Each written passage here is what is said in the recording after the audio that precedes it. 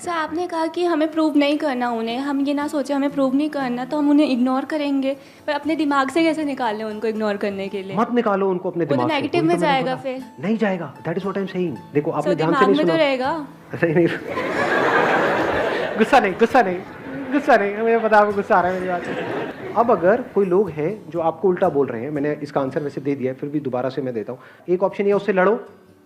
उससे लड़े तो क्या हुआ, आप उसी के लेवल पे नहीं आ गए? अब उसमें और आप में फर्क क्या रह गया? कोई फर्क नहीं है। इधर से आप बोलोगे, उधर से वो बोलेगी या बोलेगा, यही गेम चलती रहेगी, तो धीरे धीरे आप वैसे ही बन जाओगे। ऐसा होता नहीं है?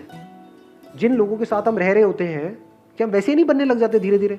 जैसे आपके दोस्त होते हैं, धीरे धीरे आप उसी रंग में नहीं ढलने लग जाते? तो जैसे लोगों से लड़ोगे, धीरे धीरे आपका भी वही लेवल आ जाएगा। आज आप कह रहे हो कि वो मुझे बोल रहा है, और जब आप 10 साल बाद आप ऐसे किसी और को बोल रहे होगे। ये बनते कैसे हैं ऐसे लोग, कभी सोचा है? जिनका काम ही उल्टा बोलना है। ऐसे पड़ोसी कैसे पैदा होते हैं? ऐसे रिश्तेदार कहां से आते हैं? कभी ना कभी उनको भी किसी ने ऐसे बोला था, तो वो उनके अंदर दबा रह गया। कोई भी बंदा है, उसको जा करके आप उल्टा बोलते रहो, बोलते रहो, बोलते रहो, अरे अंदर फ्रस्ट्रेशन बढ़ जाती है पूरी। तो फ्रस्ट्रेशन है, एंगर है, गुस्सा है। अब आप कहो कि नहीं, मेरे को उसके बारे में ऐसा नहीं सोचना है, ज्यादा सोचेंगे उतना ही ज्यादा बार बार याद आएगा। Yes sir. हाँ, जैसे मैं आपको बोलता हूं कि यहां पे किसी भी रेड शर्ट वाले लड़के को मत देखना। कहां गई नजर एकदम से?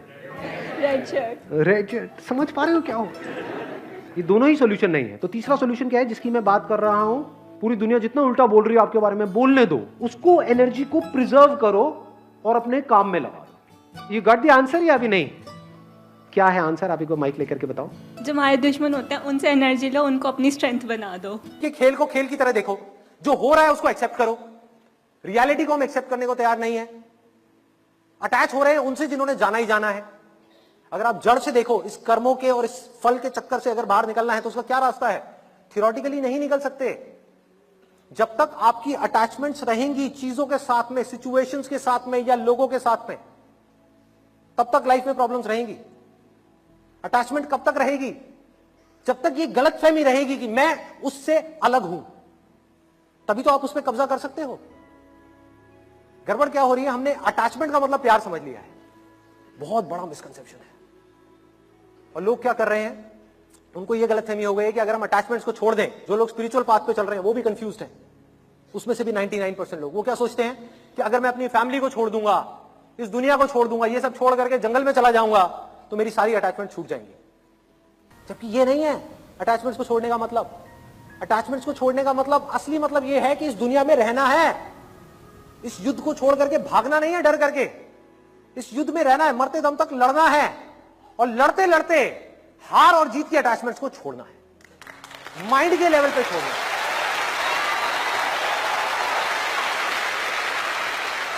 इसका मतलब है कि बिना किसी एक्सपेक्टेशंस के, बिना किसी भी तरह की कोई भी एक्सपेक्टेशंस के, अपने प्यार को, अपनी खुशियों को, जो भी कुछ अंदर है, वो सबको लुटा देना है।